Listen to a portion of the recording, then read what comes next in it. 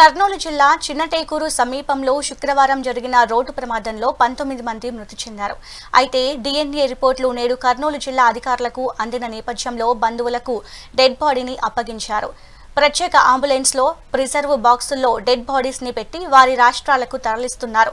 18 అంబులెన్స్లను ఏర్పాటు చేసి బాడీలను తరలిస్తున్నారు. ఇక ఇదే అంశంపై మరింత సమాచారం మా ప్రతినిధి మల్లికార్జున అందిస్తారు.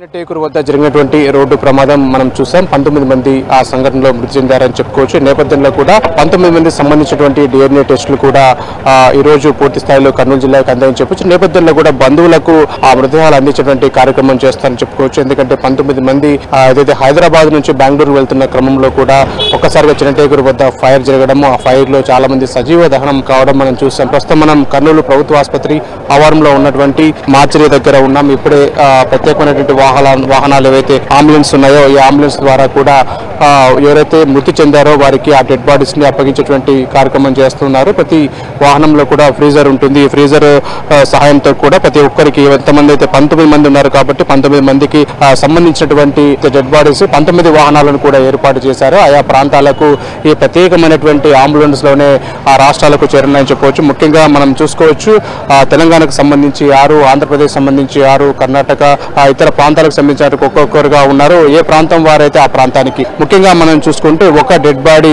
అన్నోన్ డెడ్ బాడీ ఉంది. ఈ డెడ్ బాడీకి సంబంధించినటువంటి పూర్తి వివరాలు తెలియాల్సి ఉంది.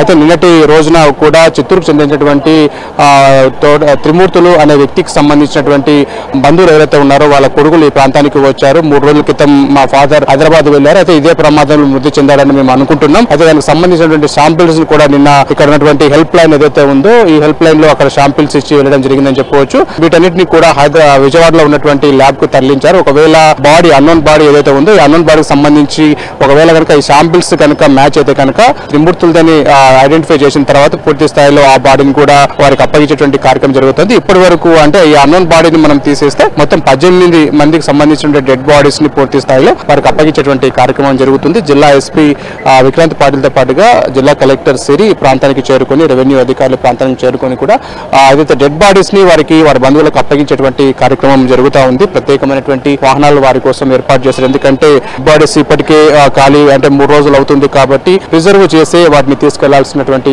అవసరం ఉంటుంది. కాబట్టి పూర్తి స్థాయిలో ఒక పకడ్బందీగా పూర్తి స్థాయిలో 18 వాహనాలను ఇక్కడ ఏర్పాటు చేశారు. ఈ రోజు 18 వాహనాల నుంచి మనము విజువల్స్ లో చూడొచ్చు. మార్చరీ నుంచి కూడా ఈ వెహికల్ ఏదైతే ఉందో కదులుతున్నటువంటి దృశ్యాలు మనం చూస్తున్నాం. ఈ బాడీని అప్పగించారు. ఈ ప్రాంతం నుంచి కూడా వెళ్తున్నటువంటి పరిస్థితిని మనం చూస్తున్నాం. ఎందుకంటే ఒక్కొక్కరికి ఒక వెహికల్ కూడా ఏర్పాటు చేశాము అని చెప్పేసి అంటున్నారు. పూర్తి స్థాయిలో మరోపక్క ఇన్వెస్టిగేషన్ అనేది కూడా కొనసాగుతుంది. ఎవరైతే ప్రమాదానికి కారణం అని చెప్పి ముందు నుంచి అనుకుంటున్నామో పూర్తి స్థాయిలో శివశంకర్ అలాగే ఎర్రిస్వామి వీళ్ళిద్దరూ కూడా మద్యం సేవించి పూర్తి స్థాయిలో వాహనం నడిపారని చెప్పవచ్చు. నేపథ్యంలో చిన్నటేకు దాటిన తర్వాత కూడా ఒక డివైడర్ కి ఢీ కొట్టడం, ఆ తర్వాత రోడ్డు పైన పడడం జరిగింది. నేపథ్యంలో కూడా అక్కడ ప్రాణాలతో బయటపడినటువంటి ఎర్రిస్వామి తన గ్రామానికి వెళ్లడం, ఏదైతే సెల్ ఫోన్ ఆధారంగా ఈ ఎర్రిస్వామిని పట్టుకోవడం, తర్వాత ఏం జరిగిందన్న విషయాలు కూడా తెలుసుకున్నారని చెప్పవచ్చు. ముఖ్యంగా మనం చూసుకుంటే ఆ రోడ్డు పైన యాక్సిడెంట్ జరిగిన నేపథ్యంలో కూడా రోడ్డు పై భాగంలో కూడా ఏదైతే బైక్ ఉండడం, ఆ బైక్ చీకటికి కనపడకపోవడం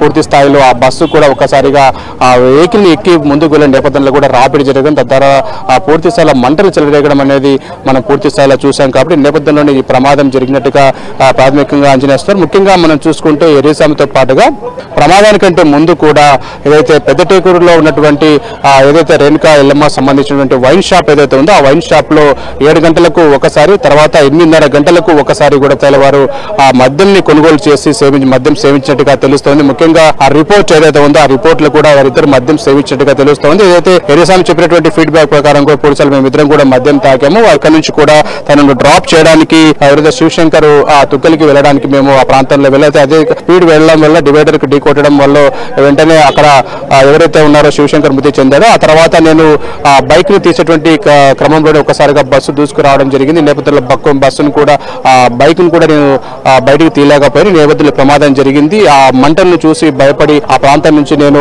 తిరిగి తుగ్గలికి వెళ్ళడం జరిగిందని చెప్పేసి కూడా ఎర్రస్వామి పోలీసులకు తెలిపారని చెప్పవచ్చు. పూర్తి స్థాయిలో ఎర్రస్వామి ఇచ్చినటువంటి ఫిర్యాదు మేరకు కూడా శివశంకర్ పైన కూడా కేసు నమోదు చేశారని చెప్పేసి కూడా పోలీసు అధికారులు చెబుతున్నారు. పూర్తి స్థాయిలో ఇన్వెస్టిగేషన్ అనేది కొనసాగుతుంది.